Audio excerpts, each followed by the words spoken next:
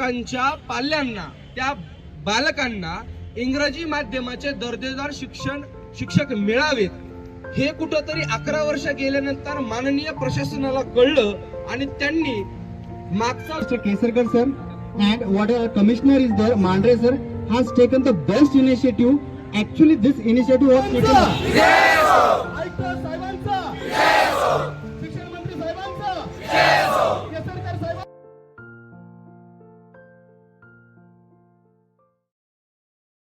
हा जो सगळा आज आंदोलन इथं आयुक्त कार्यालयाच्या समोर 2 घटकांचं विशेष करून आयोजित केलं, तर त्यामध्ये 2 घटक म्हणजे एक आहेत राज्यातील सर्व असे पालक ज्यांचे पाल्य सेमी इंग्रजीच्या शाळांमध्ये, सरकारी सेमी इंग्रजी शाळांमध्ये शिक्षण घेत आहेत, आणि दुसरा घटक म्हणजे इंग्रजी माध्यमातील पदविकाधारक, उच्च पदविकाधारक हे तरुण वर्ग, या तरुण महिला भगिनी आहेत.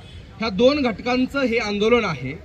मुळामध्ये शासनाने सेमी इंग्रजी शाळा 19 जून 2013च्या शासन निर्णयाने सुरू केल्या खऱ्या, परंतु 2013 ते 2024 उगवला तरीही ह्या शाळांना इंग्रजी माध्यमाचे शिक्षक हे दिले गेले नाही. विविध पालक संघटना असतील, पालक असतील, यांनी अनेकदा टाहू फोडला आपल्या स्वतःच्या जिल्ह्याच्या सीओ साहेबांपाशी किंवा विविध निवेदनं दिली आपल्या स्थानिक पुढाऱ्यांपाशी. मात्र शासन निर्णयामध्ये ज्या तरतुदी दिल्या होत्या की प्रत्येक सेमी शाळेला आम्ही 1 इंग्रजी माध्यम शिक्षक नक्की देऊ, तुमच्या लेकरांना 1 इंग्रजीचा शिक्षक त्या शाळेमध्ये नक्की देऊ, हे सांगितलंही असताना गेली 11 वर्ष झाली आहे त्या शासन निर्णयाची कुठलीही अंमलबजावणी होत नाहीये. ते लेकरं शाळेत जाते जरूर, शाळा फक्त नावाला सेमी इंग्रजी राहिल्यात, परंतु आज दिलं जाणारं शिक्षण हे मराठी माध्यमातूनच दिलं जातंय. मग हा त्या बालकांच्या हक्कावरती गदा नाहीये का? हाही त्या पालकांची, त्या बालकांची फसवणूक नाहीये का?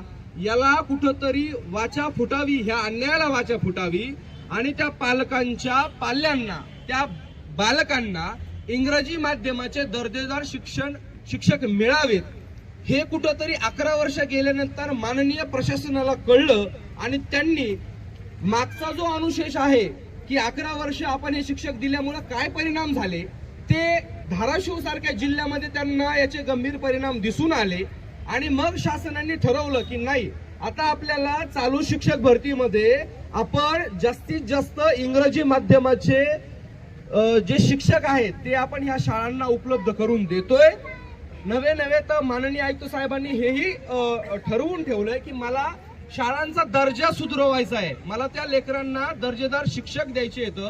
ज्या माध्यमाच्या शिक्षकांची मागणी आहे, त्या माध्यम म्हणजे इंग्रजी माध्यमाची जर मागणी आहे तर मला ते शिक्षक देणं ह्या भरतीमध्ये बंधनकारक आहे आणि मी ते देणार आहे. आमची सर्वांची विनंती, पालक आणि अभियोग्यताधारक जे आहेत त्यांची विनंती एकच आहे, जो शासनाने 11 वर्षाच्या नंतर अंमलबजावणीसाठी पुढाकार घेतला, एक पाऊल पुढे टाकलंय, तर त्याच पद्धतीने त्याची काटेकोरपणे अंमलबजावणी व्हावी. इतर कुठल्याही विद्यार्थी संघटना असतील, इतर कोणीही जे स्थानिक पुढारी असतील, कुठलाही दबाव आणून याच्यामध्ये जर छेडछाड करत असतील, माननीय शासनाच्या कार्यपद्धतीमध्ये बाधा आणत असतील आणि त्या लेकरांना त्यांच्या हक्काच्या शिक्षणापासून जर वंचित करत असतील, तर आज आम्ही 500च्या संख्येने इथे जमलोय. आम्ही 5000च्या संख्येने जमायला आम्हाला वेळ लागणार नाही, एवढं माननीय शासनालाही सांगायचंय आणि सगळ्यांना जे दबाव आणत असतील त्यांनाही ठणकावून सांगायचं आहे. हा लढा कोणाला नोकरी देण्याचा नाहीये, परंतु त्या लेकरांना शिक्षण देण्याचा नक्कीच हा लढा आहे. मी, माझा मुलगा, माझा पुतण्या, माझी भाची सगळे सेमी इंग्रजीला टाकणार आहे आणि ही शासनाची जबाबदारी आहे का त्या शाळेला इंग्रजी माध्यमाचा शिक्षक दिला गेला पाहिजे. That's all. एवढं बोलून मी थांबतोय. Good afternoon everyone, those gathered here. Myself Nitin Rajput. As we gathered here in quantity, the number is 500. Not just for us, we gathered here just for the sake of students. If you see people here, what exactly happened? About our countries and itself for families, most of the expense having on the two things. One is the health and second is the education. If these two things, if that particular family, if they got, then there is no need to be any kind of different things need to be happen for the progressive to the progress country. To reach to the progress country, we need to be follow or implement these two things. One is the for the health and second is the education. Our respected Education Minister Kesarkar sir and whatever commissioner is there, Mandre sir, has taken the best initiative. Actually, this initiative was taken already in the year of 2013, but it was not implemented up to the mark. And because of that, many lakhs of students were not able to receive whatever the implementation need to be done.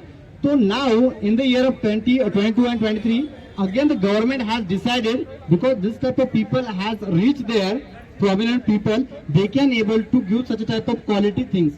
So I would like to thanks to our educational minister, and especially if you see about our commissioner, Mandre sir. What I can tell about him, the person who has qualified the most hard exam of UPSC in the year of 21st.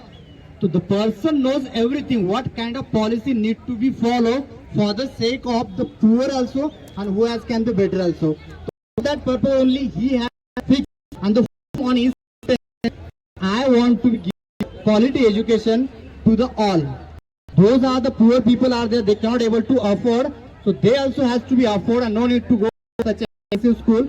For that only he come on his sentence, and obviously the government also the fix a firm on his sentence, and because of that I'm thinking that this time in this year those English medium candidates were there, they were deprived from their benefit from the last 13 years, more than 13 I can say.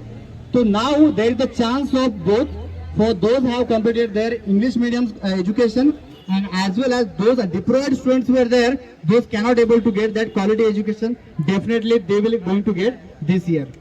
Thank you very much to everyone.